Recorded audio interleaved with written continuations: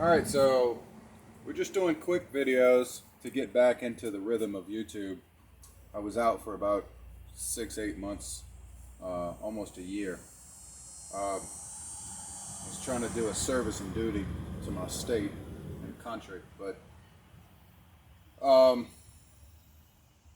what this video is on is obviously the Bushwacker Fender flares on a E350.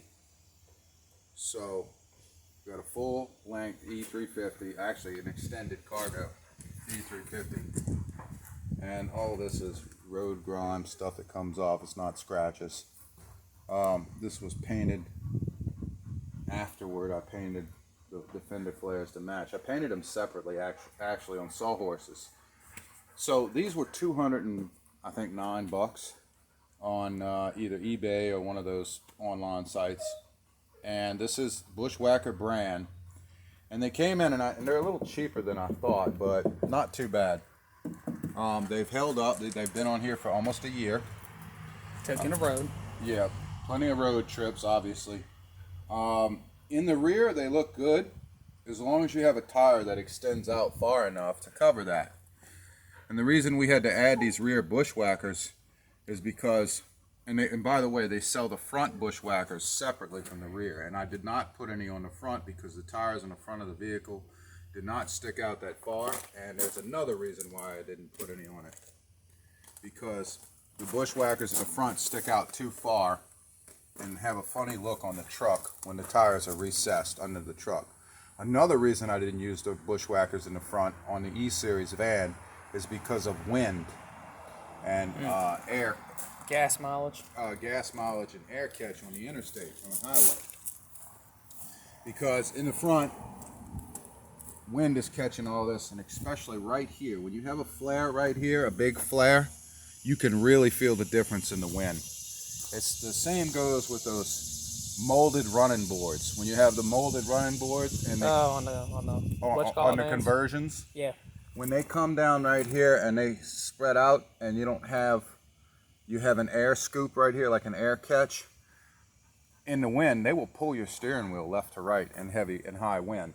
Keep in mind, these are not typical tires. No, they're not. They're load range E, rated for 4,100 pounds. Not particularly this one. This one's like 3,800 plus. 285, 65, 16.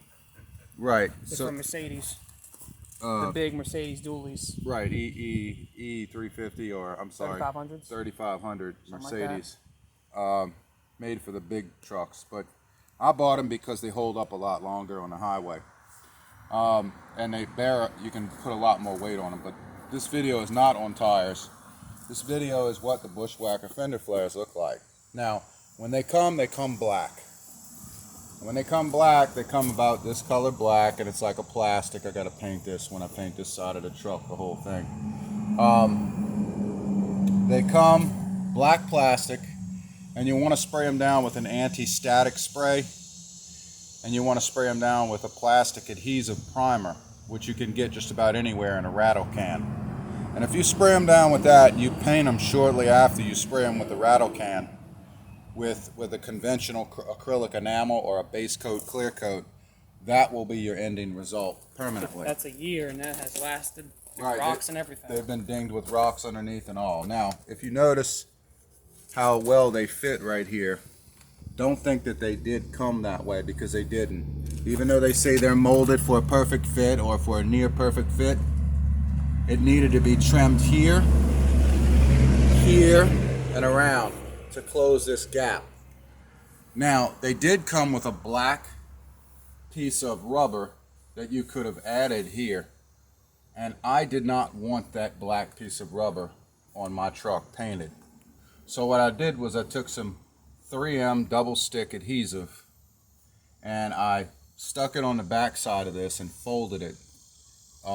Put it on the back side, stuck it to one side, and then gave it a fold down like that, and then stuck it to the truck after I cleaned it with alcohol, so that it would form a natural inside barrier to glue this. So it wouldn't flop around? Well, it wouldn't flop around one way or another, but there is water that runs down, and when it does, you want some type of moisture barrier, or at least rain barrier to come down and hit and at least get it to run off to this point and that So point. it doesn't rust underneath. So that it doesn't harbor a lot of water behind here, moisture.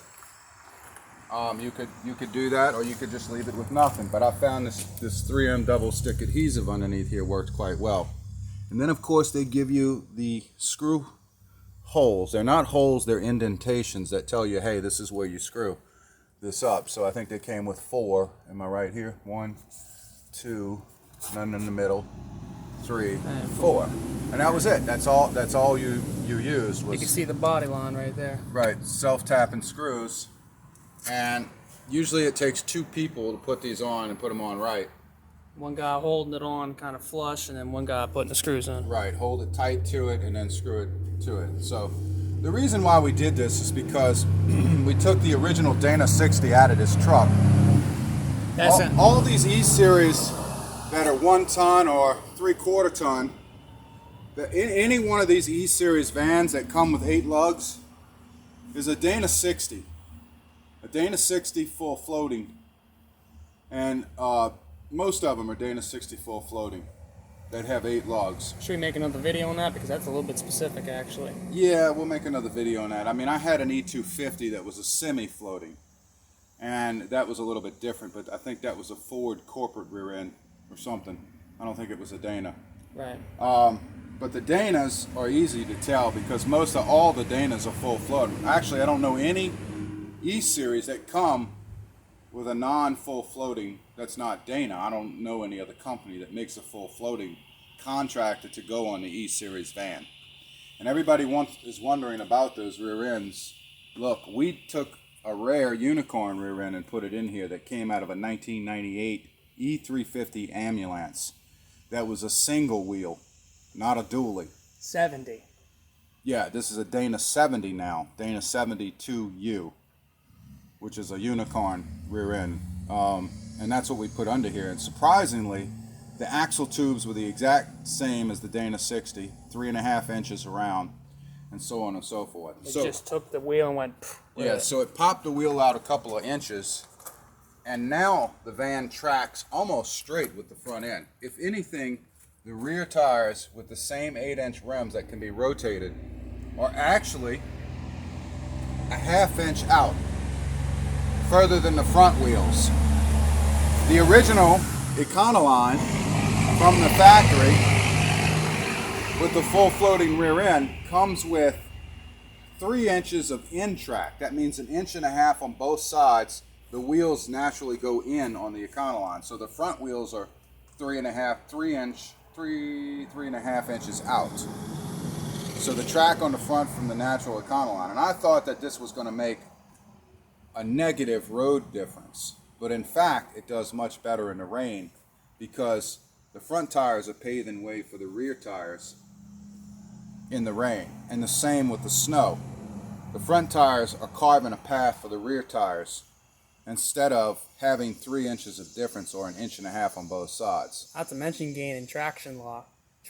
Oh, this is a track lock rear end as well. Yeah. This is Ford's track lock for the ambulance. And because it was so heavy, the track lock is so stiff that I've actually barked the tires, turning the corner once or twice, here or there.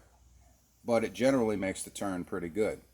So when I bought this rear end from the junkyard, right out from underneath an ambulance that was running for $400, it was actually in good shape. Of course, I checked it out before I purchased it, and I checked it for slop and looseness, and then I even took it apart, changed the oil, put some friction modifier in it, checked the clutches, checked the bearings.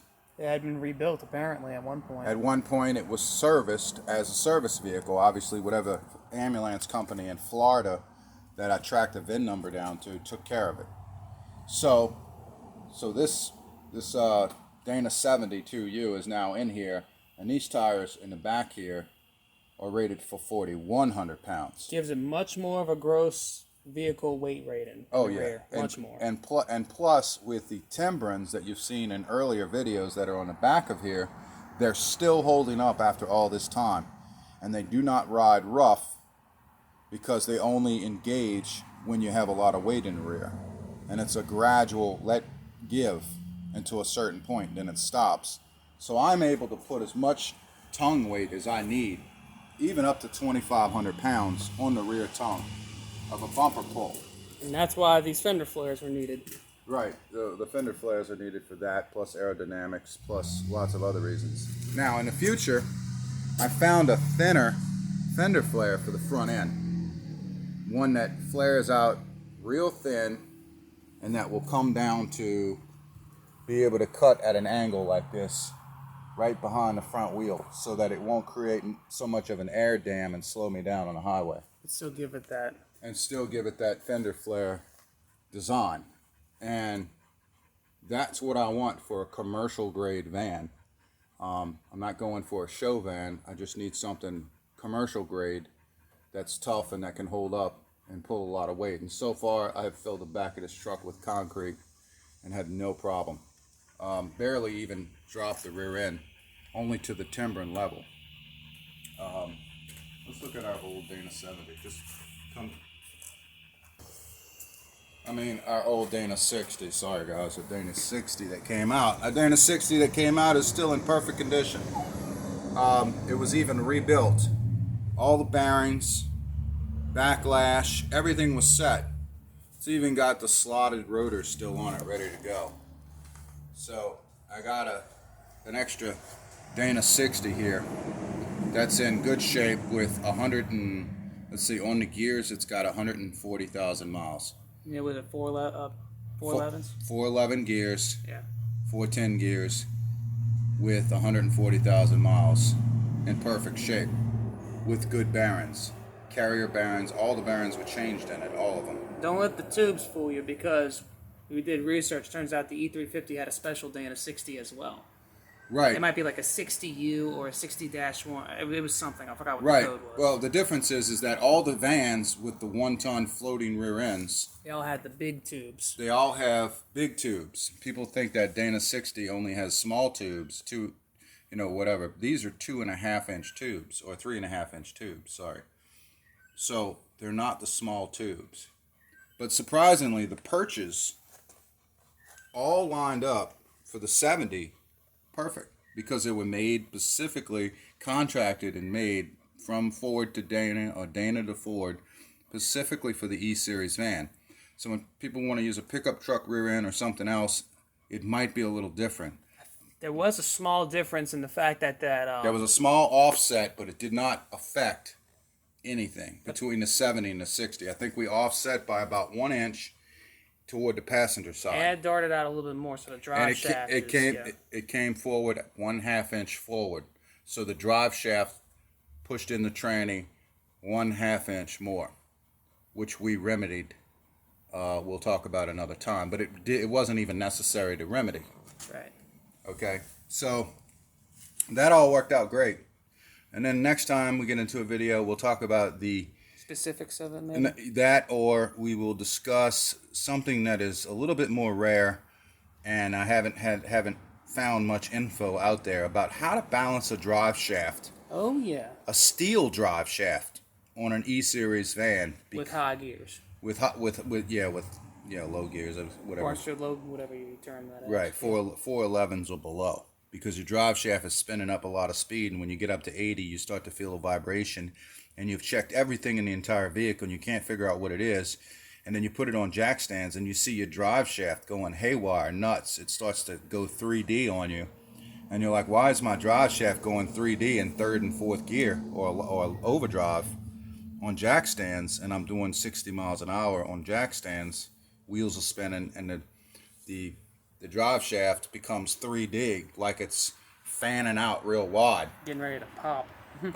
Well, we've figured out that Ford has a special technique to balance that drive shaft. And it was only in the early van, or late 90s vans. Well, right? nowadays the drive shafts are made out of aluminum, and they went to aluminum for that problem. Yeah. However,